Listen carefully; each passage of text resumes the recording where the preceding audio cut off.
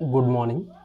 ఈరోజు మనం అబ్జర్వ్ చేస్తే పట్టణాలు, పల్లెలు అనే తేడా లేకుండా ఈ డ్రగ్స్ యువతని ప్రభావితం చేస్తున్నాయి.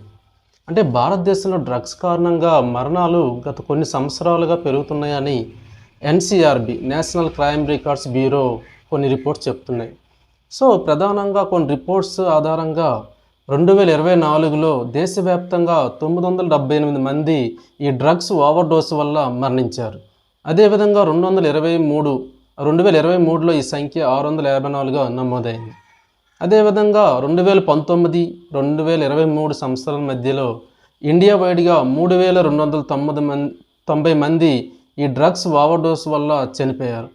సో జనరల్గా ఈ డ్రగ్స్ అనేవి న్యూరలాజికల్గా హ్యూమన్ మైండ్ పైన ఎలా ప్రభావితం చూపిస్తాయో తెలుసుకుందాం. సో జనరల్గా ఈ డ్రగ్స్ మెదడులో ఉన్న న్యూరో ట్రాన్స్మిటర్స్ అంటే ఈ రసాయన సందేశాలు ఉంటాయి కదా, ఈ ట్రాన్స్మిటర్స్ మీద మెయిన్గా ప్రభావితం చూపిస్తాయి.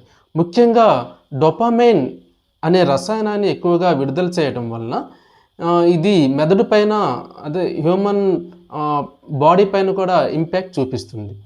సో జనరల్గా మెయిన్ ఫ్యాక్టర్స్కి వచ్చేటప్పటికి దీనిలో ఇపోరియా అంటే ఆనందం కలిగించే డ్రగ్ ఉంటుందంట. సో ఈ డ్రగ్ వాడడం వల్ల మెదడులో ఎక్కువగా ఈ డోపామైన్ విడుదల అవటం వల్ల తాత్కాలికంగా ఆనందంగా అనిపిస్తుంది అనమాట. దాంతోపాటుగా ఈ డ్రగ్స్ ఎక్కువ రోజులు వాడటం వల్ల ఇది ఒక ఎడిక్షన్ అయిపోతుంది, అలవాటు అయిపోతుంది. సో రిపీటెడ్గా ఇది వాడాలనిపిస్తుంది అనమాట. దీనివల్ల మెదడు సహజంగా ఆనందం పొందే సామర్థ్యం కోల్పోతుంది అనమాట. అంటే డ్రగ్స్ లేకుండా సంతోషంగా ఉండలేకపోతారు, డ్రగ్స్ ఉంటే మాత్రమే హ్యాపీనెస్ వస్తుందని ఒక ఫీల్ కలుగుతుంది. సో ఇది క్రమేపీ వ్యసనానికి దారితీస్తుంది అనమాట. అదేవిధంగా ఈ డ్రగ్స్ వాడటం వల్ల నిర్ణయ సామర్థ్యం తగ్గిపోతుంది, అంటే డెసిషన్ మేకింగ్ తీసుకోలేరు అనమాట. అదేవిధంగా ఈ డ్రగ్స్ వల్ల సరైన నిర్ణయాలు తీసుకోలేరు, ప్రమాదకరమైన బిహేవియర్ కలిగి ఉంటారనమాట. అదే టైంలో జ్ఞాపక శక్తి కూడా తగ్గిపోతుంది.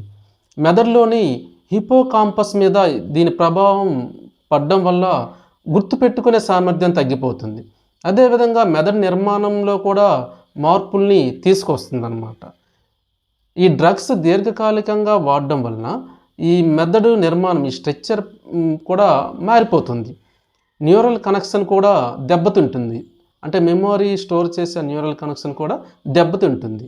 మానసిక సమస్యలకు వచ్చేటప్పటికి ఈ డ్రగ్స్ వాడడం వల్ల మొదటగా డిప్రెషన్, తర్వాత ఆందోళన అంటే యాంగ్జైటీ, నెక్స్ట్ భ్రమలు అంటే ఊహల్లో విహరిస్తూ ఉంటారన్నమాట.